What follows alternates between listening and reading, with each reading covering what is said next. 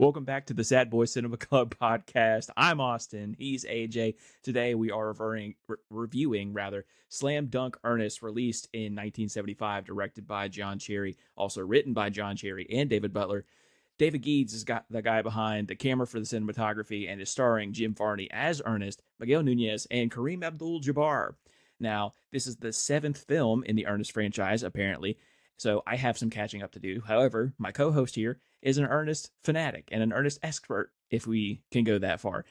I want, theoretically, to do a deep dive into the Ernest franchise, but we should start with my favorite sport if I was going to get into it at all. We're going to be reviewing the movie here and talk about all the things that we loved about it and what we didn't. But first of all, AJ, how are you doing? And secondly, since this is your second foyer or third or 10th foyer into Slam Dunk Ernest, what did you expect coming into this movie watching experience? So I'm doing great. It's another beautiful day, and we got to watch one of my favorite movies. This Ernest, Slam Dunk Ernest. Honestly, I can't remember watching it that much as a kid because when I did the rewatch, I was like, huh, okay. Didn't remember any of this. I really went into it with no expectations other than okay, this is gonna be an Ernest film. So I knew kind of like the tone of the movie, how it was going to go and stuff. But I went into it like I said with no expectations and was really enjoyed myself. I had a similar experience prior to watching this. To quote Curtis Lowe, basketball is my favorite sport. I like the way they dribble up and down the court. So if I was going to like any movie at all in this series, it was going to be the basketball one.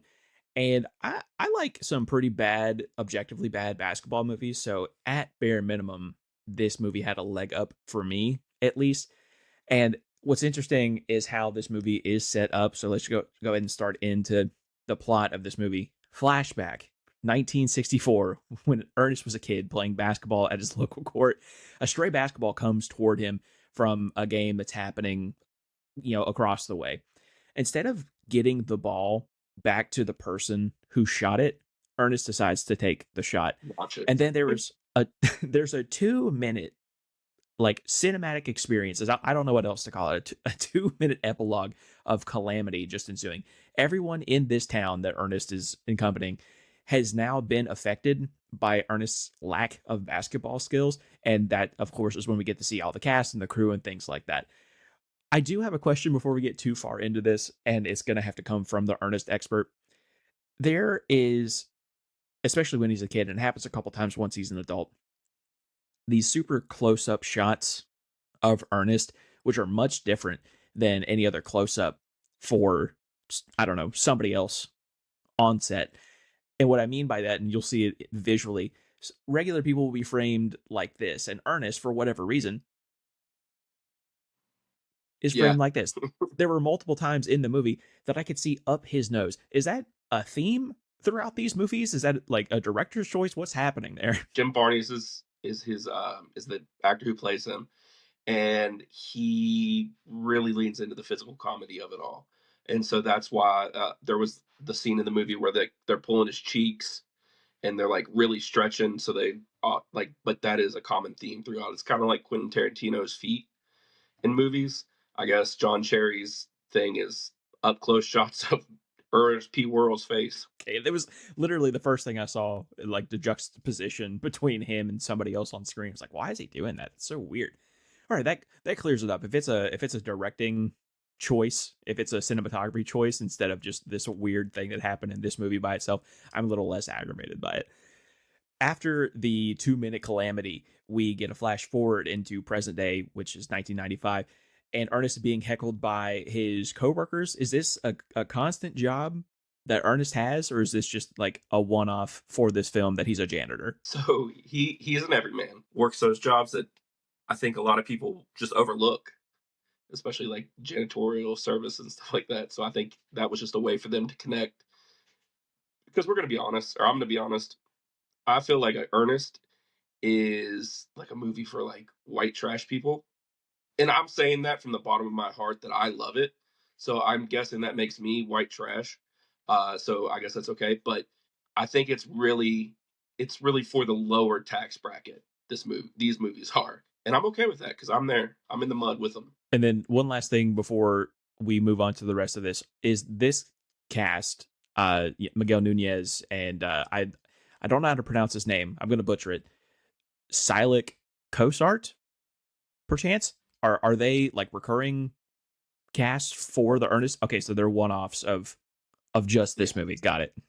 Yeah, there's only 3 characters from these movies besides Ernest that are usually in every Ernest movie. So he's being heckled by his what I thought was friends, and it turns out to not be their coworkers. Their coworkers are trying to go play basketball in this city league tournament, and Ernest thinks that he can play, but apparently Ernest is just a little bit too short to actually play. So they politely, I guess, at least in this world, tell him no. And then we are now outside of a sporting apparel store. Think of Champs, think of the Nike outlet stores, things like that. We're outside Foot of Locker. this, yeah, Foot Locker. We're outside of this apparel store, and there is an appearance from a player from the from the Charlotte Hornets who was, in fact, believe it or not a real basketball player. And if you slow it down, if you pay attention to the jersey, there is no number No on number. his jersey, which is insane to me because I know just for like how many movies I've watched now, how many hoops there are to get something like that on the TV screen. Think of Juwanna Man, one of my favorite basketball movies. They had to use fake basketball team names because they couldn't get the licensing from the NBA. So if Ernest P. World was able to get the licensing and agreement from the NBA to have the real Charlotte Hornets, the teal and purple Charlotte Hornets on the screen, get a basketball player from the 90s, get Grandmama, get Muggsy Bogues, get somebody, not some random guy. And if you're gonna do that, for God's sakes, give him a number. Like, So the interesting thing, because I had totally forgotten that the Hornets were in this movie. So I was looking into it a little bit after I watched the movie, and there was no real reason as to why the Hornets are the team that is picked for this movie, other than the consensus online is that the '90s had the starter jacket era, and everybody had that purple and teal Hornets starter jacket, so they were just kind of plugging into that. But I swear, even during the basketball scenes that the Hornets are in, I swear sometimes those jerseys didn't even have names on the back. Um, so yeah, it's just, and I was like, well, why? Wonder why you couldn't get an NBA guy. But spoiler alert, this is shot in Canada, and so to get a player from Charlotte, let alone a whole team from Charlotte to Canada, a little bit out of the budget, because I think the budget for this film was only like $3 million. and I'm sure it did $20 billion at the box office. I'm sure. So, Number one in so is my heart. Ernest, so is Ernest World like set somewhere? Is it like Springfield? Is it like it's just wherever? It's It's just some just random random. town. It's like he's a drifter. He just shows up in random places doing blue collar work. Ernest is becoming more and more mysterious as we learn more about him, it turns out. So we're outside of this apparel store, and I guess it's like a meet and greet, like a get your picture, get your autograph with this quote unquote Charlotte Hornets player, whatever. There's this kid outside who we find out later is one of the main character's son, Barry's son, and he wants these new basketball shoes that are listed as $250, which I would have had to imagine in the 90s. Full disclosure here, I was 1 year old, maybe not even one full year old when this movie was released. So the $250 price tag had to be some like, haha, imagine Shoes basketball will never be shoes that being much. $250. And now that's just the everyday reality of like sneakerheads. Yeah. I can remember growing up in the '90s. My dad used to hate buying me basketball shoes. But like Jordans used to cost like $50. So So 5 times sticker price. Yeah, that yeah, well they have the cool tubes on them. So they came with skill too. yeah, they did. So yeah, a $250 price tag would be outrageous in the 90s. Now it's unfortunately a very real scenario that anybody who likes basketball or basketball culture, things like that, have to deal with. And when we see this, there's also a businessman who looks like he shouldn't even be within 100 feet from a school that tells this child, if you want something, you have to go for it. We're now panning over to Ernest and all the guys. Instead of cleaning the mall, which they were expressly told to do, The guys who were bullying Ernest break out a basketball hoop because the City League tournament is coming up, and if they can't go somewhere, they have to practice here. So they had to get the reps in. Ernest tries his hardest to join in the action, but it kind of just falls on deaf ears. I will say that I do appreciate some of the guys who were cast to play in this movie actually know how to play ball. Uh, Silik Kozart, again, sorry if you're watching this somehow, please tell me how to pronounce your name. Miguel Nunez actually knows how to play ball. Like, there are some guys that could actually hoop, which, as someone who does love basketball movies, is not the case. They either have talented actors who cannot play any basketball at all, or phenomenal basketball players who can't act worth their salt. There is so very few times where you get some combination of the two. So I appreciate they went at least that far to get some kind of hybrid. The actor who plays Barry, again, I was deep into the lore last night. He actually wasn't the original selection for that movie. He originally that role for Barry was played by another actor, and they don't ever name who it was. But prior to his screen test, after they had already pretty much said, "Hey, this is your role if you want it," he went out and shaved his head completely bald like Stone Cold Steve Austin, and they thought that made him look too menacing. So they were like, "No, we got to go with somebody else." So, Was there a reason as to why? Did you get that far as to why they just as to decided why to he shave shaved their his head? head, Yeah. I guess he was just trying to look like, that was the Michael Jordan era. So I guess he was just trying to look the part, maybe look more authentic. Well, But Barry looks like a 40-year-old man, so I don't. that makes sense. They say be like Mike. They made a whole movie about it, actually.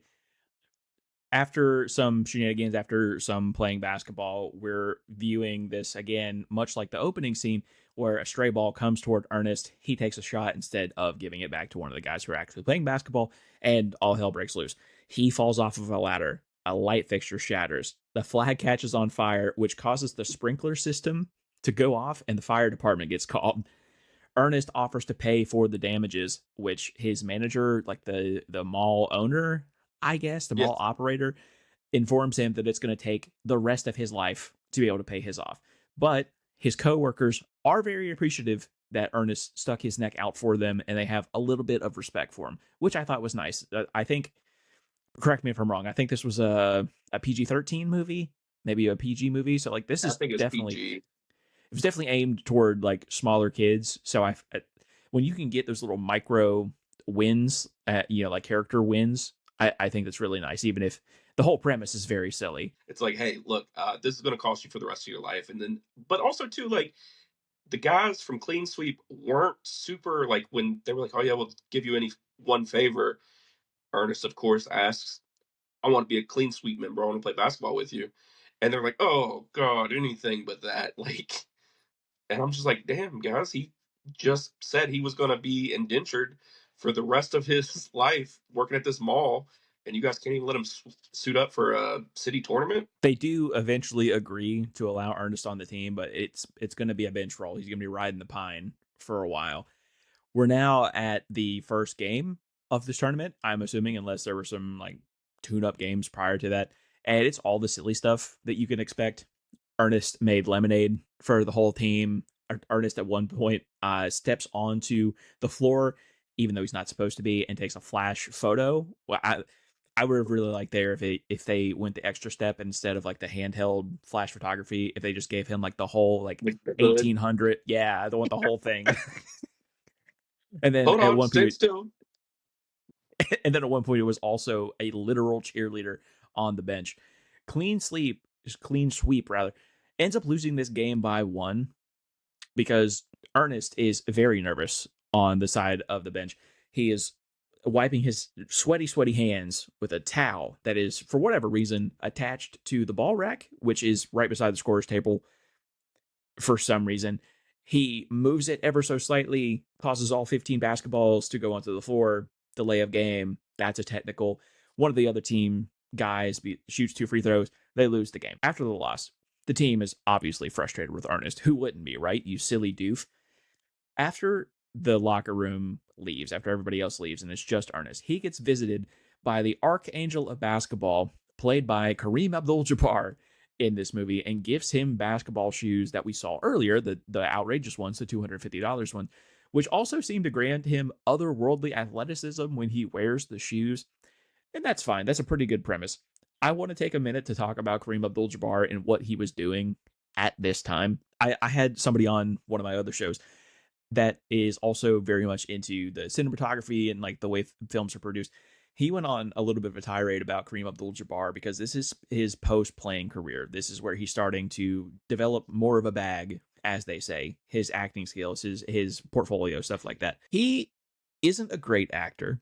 I never expected him to be, but he is also. I mean, at that point, outside of Michael Jordan, I mean, he was Jordan before Jordan. He was one of the most famous basketball players on the face of the planet. He could have asked for any role and somehow ended up on this Canadian film to be the archangel of basketball. I don't know what his publicist was doing. It is both the craziest thing I've ever seen and the best thing I've ever seen. Deep dive again, and he actually turned out to be a big fan of Jim Varney and the Ernest movies. He he enjoyed how down to earth he was, and how there was a very positive message.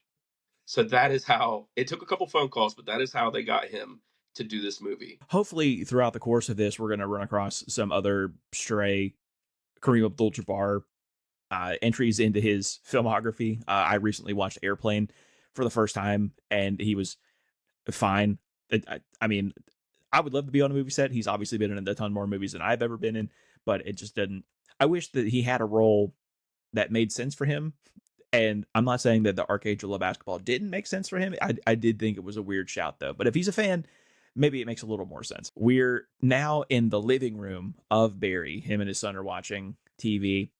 And it's now announced that the winner of the City League tournament is going to play an exhibition game against the Charlotte Hornets because that happens Why all not? the time. And quote unquote, some of the guys will get NBA contracts or could get NBA contracts because of how well they played in a City League tournament. You're a fan of and one basketball, so this should be right up your alley. Yeah. I love I love Skip to My Lou. I love Hot Sauce, the Professor, like the whole bit. I know two guys who made that jump and were decent. So I don't know if somebody who's going to win a league tournament and then play an exhibition game against the Charlotte Hornets is going to take that jump, but we'll get there. We are now in the tournament. We started playing these games, and it seems like Clean Sweep is going to go on a clean sweep until Willie appears to tear his ACL, which is super unfortunate. We never actually got confirmation, but he went down and started holding his knee, so I can only assume. Ernest now has to go in his place. This is Ernest's time to shine. And after a couple of miscues from from Ernest's new basketball ability while wearing these shoes, it's revealed that he is just so good at basketball. He's so athletic. And because of his athletic prowess now, he's able to help the team get the win. There's a little bit of a montage after that of Clean Sweep dismantling the next three teams and winning the City League tournament and earning the right to play the Charlotte Hornets, which again happens all the time, apparently. What's crazy is like I don't know if you paid attention to the scoreboards, but there was one game that Clean Sweep won like 99-9 against like the Tulip Farm team or whatever. And about the team names, those are all tied directly into other Ernest movies. Oh, Like they're all named after like the camp that he's a counselor at or the supply store. So real big universe builder this movie was. we love continuity here. I'll never shoot that down. So for as many issues as I had with this movie, I'll remove that. That's good. That's a good through line. I do have another question to ask about some of the cast here. Throughout this entire movie, Ernest is like yearning after Irma Taradiddle. Is she a recurring character? Is this like his olive oil or just some random girl for this movie? It was just his love interest for this movie. Okay. I'm trying to think. I don't think there's any other. Actually, I don't want to say. I don't remember if there were girls in every movie. So just a one off for Irma Taradiddle. Ernest calls Irma and invites her to this exhibition game against the Charlotte Hornets, but says that she can't. After they hang up, we see this like cartoon villain and potential child molester from earlier offer Irma a fur coat of something minx, I don't know, if she told Ernest no.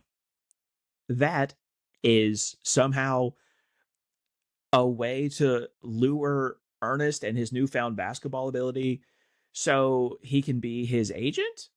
Question mark. And that's never hammered down. I don't know what the end goal was for I don't know what the point was for to lure Ernest away and like be this self-centered egotist unless he wants to be the manager, at that point he would earn 3% of a contract.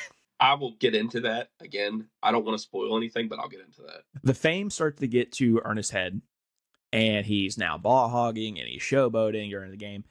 After halftime and a talk with Barry's son, Quincy, Ernest starts to play team basketball. He realizes that this is a huge opportunity for Barry and a chance for him to play in the NBA. And you want to play basketball with these guys. You don't want to play basketball by yourself, kind of thing. Which again, one of those micro character wins that you can get in some of these movies. And again, this is like a 90-minute runtime. There's so many beats that you have to hit when you can get a win like that. I think you should go for it. Ernest decides to get rid of his shoes in favor of playing much more team basketball and allowing Barry to shine for a chance at that NBA contract, much to the chagrin of Mr. Moloch, the child molester predator that we were talking about earlier. Now picture it. 5 seconds left. TJ, played by Miguel Nunez, fouls out of the game, and Ernest now has to take his spot. Ernest comes through in the biggest moment, gets a steal on an NBA player, and scores the winning basket, even though it ricocheted out of bounds multiple times and should have been called, but wasn't. And after the game, a lot of pro talent and skills talent comes and wants to talk to Barry because, again, this is just a normal thing that happens all the time, that a City League tournament winner gets to play an NBA team and scouts are there for some reason. A valuable lesson is learned by all, and Ernest goes back to being his very clumsy self, and then we see the end credits. So after we've seen the movie and after we've watched this very joyous, very heartwarming film about togetherness and playing as a team, what did you get out of it? You glanced over the fact that Quincy is the thief and stole the basketball shoes that Ernest wears. And honestly, like you mentioned the guy's name, Moloch. Do you know what that is? You know what that is, right? I do not. Okay, it's like an ancient times god for children sacrifice. Like Oh, when I heard it, my conspiracy theory brain was like, okay, okay, I know this name, and then I was like, oh, okay. And he was trying to corrupt that kid. He was trying to corrupt Quincy, and that set up the battle for good and evil. So like the beginning of the movie, the first time I saw Moloch, I was like, is he supposed to be like the devil? Like I just kept getting like cartoonishly bad devil. But yeah, no, I think this movie, end of the day, I think it was like making the right decision in life. You know, you can do things the easy way or you can do things the right way.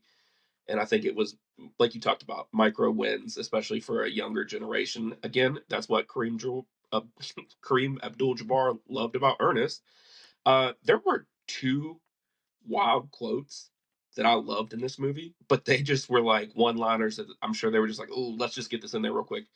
They called Ernest the hardest working cracker in basketball, which I enjoyed. And then when he was riding in like Aladdin, Miguel Nunez's character TJ said, "When did Ernest become a black Muslim?" that one got a laugh out of Because me he too. changed I his thought it was really name. funny. I was like, all right. So yeah, I missed those completely when I was a kid. But yeah, So I want to touch on the Mr. Malik story. I also thought that he was supposed to be this like ethereal, like devil character, like we see like the counterpart to the Archangel of basketball. But we see him walk off with Irma as just like a regular guy, and when Kareem Abdul-Jabbar makes his exit, he just disappears like the ethereal being that he's supposed to be. So I didn't know if it was supposed to be a literal devil that he was supposed to be embodying, or if he was just that piece of shit that if that you was just peep the in there. name, And then, secondly, I didn't mention that Quincy stole those shoes because it's a victimless crime. $250 for basketball shoes with tubes on them. Come insane. on now. Now, honestly though, like if those shoes let Ernest perform like that, if they did that for everybody that wore those shoes, absolutely, give me a pair of Utopia flights. I was gonna say another thing that drove me crazy about this film, how low the basketball rims were. There were scenes where it looked like guys' heads were gonna touch the bottom of the rim. And I'm like, I know that like I get you want to show people like slam dunking and everything, but like play up a little bit. Come on. I think they were playing on 8-foot rims and instead of the camera crew being like shoulder height, I think they dropped it down to like the Yeah. midsection, like the stomach area, to seem like it was 10 feet. But if you watch any level of basketball at all, you can tell that something was off. But again, when we have a Charlotte Hornets player within the first 6 minutes of the movie who doesn't even have a number, what else am I supposed to critique? That is my critique in the movie: is get the guy a number. Overall, though, I think the movie was perfectly fine. Certainly not the best basketball movie that I've ever seen, but believe it or not, also not the worst either. Would I watch it again? Probably not. I think it was a fine viewing experience, but I don't think it's going to be on repeat in my house anytime soon. No, I'm a huge Ernest fan, and I probably won't watch it again unless one of my kids want to watch it. Is there something that you really liked about the film, like an overarching theme or like one particular thing you liked about it? The Hornets being in it. I know that's a nitpicky thing, The Hornets, but yeah. yeah, I'm a huge fan of the Hornets, still I am. So yeah, I enjoyed the Hornets being in it. I'm a huge fan of the physical comedy. So I actually really liked the writing of the movie, and especially now that you tell me that the budget was only $3 million, only $3 million. yeah, I don't think that these kind of movies are ever designed to be these, Oscar bait like masterpieces like that. So for what it was working with, it was perfectly fine, especially when you have guys that are super talented comedically like Miguel Nunez and the one-liners that we talked about earlier. Like that's pretty good. And if the other Ernest movies are like that, I would be interested in watching them. But if this is the shining diamond the peak. in the Ernest series, I don't know if I'm gonna watch the other ones. It's definitely not the worst. They have one Ernest Goes to Africa and Ernest Joins the Army, which are not great. Now, I was warned about Ernest Goes to Africa. My girlfriend told me about it, and Ernest falls into elephant poop, which I think is funny. That would have got a laugh out of me when I was 7, for sure. So Right. Well, these all these Ernest movies were direct to VHS. Like there you're wasn't telling me cinematic we didn't get releases. a cinematic release for these? Yeah, unfortunately, we did not. That's why probably I have them on a DVD with 6 of the greatest movies on there that I Uh, probably paid $5 for. Now, I know that you are an aficionado of these movies and you love them dearly. I'm going to make you pick the thing you dislike the most, though. I need you to be Oh, easy. critical about your favorite film franchise of all time. The continuity of the cast. So in the majority, I don't want to say all, but the majority of the Ernest movies, there are 3 characters who weren't in this movie that I feel like could have been in some capacity in this movie, and it wouldn't have made it any worse.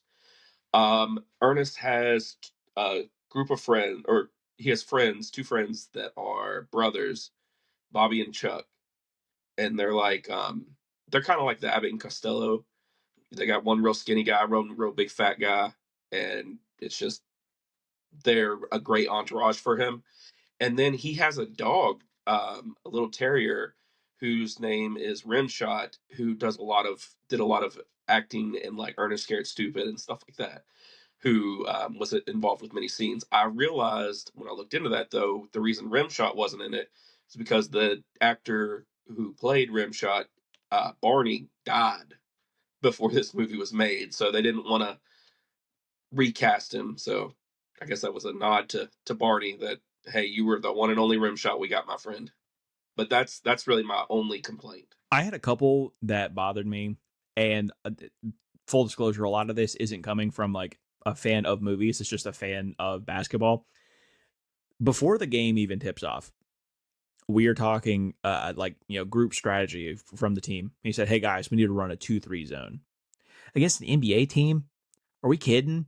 But go man." It, it was the no number Hornets though, so I don't know how to view these movies. I'll be honest, because in my head it's just like the real Charlotte Hornets. If this was the Charlotte Express, the Charlotte Expos, whatever, I go, okay, well, this is obviously like a semi-pro team. You can have like a little bit more leeway. I am now forced in my mind to go, this is the Muggsy Bogues, Larry Johnson Alonzo Hornets, Mourning. Alonzo Mourning Hornets. So 2-3 zone. Are you stupid? What are we doing? And then, of course, what we alluded to earlier, all of the Charlotte Hornets players are the exact same size of some random janitors in this town that's Yeah. fictional. That's insane. And then I think the biggest one, if I had to pick only one, is the zoom on Ernest. That was just so off-putting to me when I saw it, and it's a little better now that you're saying that that's like a director's choice, as a cinematography choice. But it's like the juxtaposition of just being able to watch a movie and then all of a sudden see Ernest right here is so weird, and it literally gave me a jump scare the first time. I was like, what are we doing? And like I said, multiple times I was able to see up his nose, and I think that's a little weird.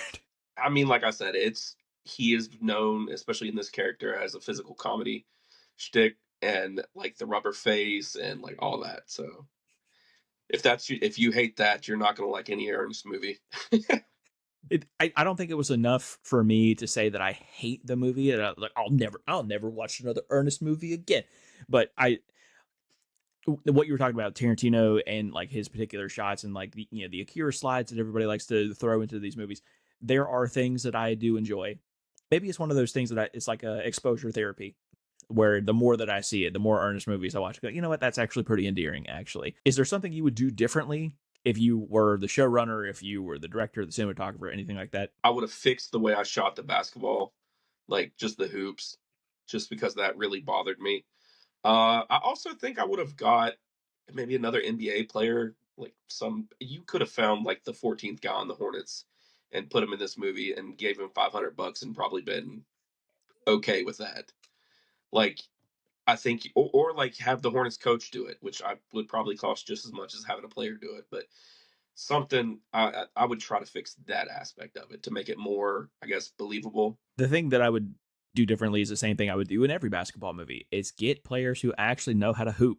Especially there were a couple non-speaking roles that did not require actors. Like I understand getting your SAG card, but for the presentation, like Willie, for example, I think he had 2 or 3 lines in the entire movie. Just allow a professional athlete or like a very good basketball player to be a subpar actor, deliver those lines in an okay fashion, and when I see the product on the court, I go, "Oh, he can actually play." Yeah. Another the next level of something that I would do different, I would have made my whole budget or like as much budget as I could to get Larry Johnson in this film because he was the Charlotte Hornet at the time. But I would have him be one of the janitors. I For clean sweep. yeah, I would have him be one of the janitors on clean sweep. And I honestly, I mean, we've all seen Space Jam. I would have him play, this like towering brute of a guy. And I don't know how tall Miguel Nunez is. I'm assuming like 5'10" or maybe a little shorter. I would have Larry Johnson, who's 6'6", 6'7", stand next to him, but I would have him play as if the Monstars just took all of his powers, like just the guy that you would assume is fantastic at basketball, the great size, and then just a bumbling idiot on the floor. That's exactly how I would play that movie. But like Well, you can't again, have if two Ernests on the court. you have the Ernest that you expect, and the one's going to catch you off guard. That's the difference here. But You could have him in like a fake mustache. yeah, if there was a way for us to develop him another character as iconic as Grandmama that stems from the Ernest universe, I think that we all would have done the world a pretty good service. Well, Ernest does play a lady, and I don't remember her name, but it's an old lady, and she wears a neck brace, and she's in a lot of the movies. So they could have done that in your world. Why is You could she have wearing the Larry neck Johnson. brace? I don't remember if they ever say. I think they just think old ladies are just wearing neck braces. I guess They're just fragile and break their necks all the time. there are always those commercials about "Help me, I've fallen and I can't get up." So Yeah, maybe they were onto something. Lastly, before we start plugging all of our socials, what did you give this on Letterbox out of 5? 5. You didn't even have to ask. there's a there's a review. I'm gonna pull it up right now on Ernest. That's also a 5-star classic. Obviously, I'm gonna read the whole thing. This is by Pube on Letterbox. 5 stars. The film that defined a generation. Citizen Kane, The Godfather, Casablanca, and Slam Dunk Ernest. A Hollywood masterpiece that left audiences disheveled and equally fulfilled. A picture like this only comes around once in a lifetime, and I am fortunate enough and extremely privileged to know that this one came out in my time. And I wish that I was kidding. This goes on for like 6 more paragraphs. It's like a full in-depth thing, and I don't know if it's funnier that he's doing it as a bit or if this is like just truly how he feels. Honestly, don't know which one is more funny. Either way, You bravo. found my burner. That's what it is. I think this may be the only time that Citizen Kane, The Godfather, and Casablanca are ever in the same sentence as Slam Dunk Ernest. But thank you, Pube, for your honest critique of the film. A rabbit hole that I would love to go down is look at the rest of his reviews and see if he's like a huge Ernest fan or this was just like a one off for him. Like, He just really liked it. it was like, you know what? Anything else I didn't watch, but this, sign me up. Well, not to give free pub here, but he is an active movie watcher, and it seems like he watches some pretty bad films. He gave Sarah Squirm Live and In the Flesh half a star just the other day. So he is pretty active on here, or they, I should say, sorry. They are pretty active on here. So if you want to give them a follow, obviously go give them a follow. Give us a follow on Letterboxd while you're at it. I am at Retro BTW. The O in this is a 0. You can follow AJ at Half Baked Takes. The S at the end is a 5. I found out earlier today. While you're following all the things, follow us on socials. Twitter, TikTok, and here on YouTube, obviously, is going to be at Sad Boys Cinema. I really hope that we're going to continue to do this. I had a lot of fun during this episode. Before we get out of here, though, you have to tell us and our audience what the next movie is going to be and where they can watch it. The next movie is going to be Fargo. I've never seen it. I know a lot of people love it. I'm sure you can find it. I think it's on HBO. That's why I asked you if you had HBO. I know for sure you can watch it on HBO. It's probably on Amazon. But yeah, I mean, it's Fargo. It's like a 30-year-old movie or older. I've not seen it either. So if you're watching along, if you made it this far, really appreciate it. Give us a like, give us a follow on all the platforms that we talked about. Please join us next week as we talk about Fargo in detail. And hopefully we'll get the same level of quality in Fargo as we did with Ernest Slam Dunk. If that's it for you, I'll send us out of here. I mean, the bar is set extremely high with Ernest Slam Dunk. I really hope that Fargo, for its sake, can hold a candle to this movie because this is a cinema treasure we just watched. Join us next week. That's going to do it for me. That's going to do it for AJ. Be kind. Tell somebody you love them. We'll see you in the next one.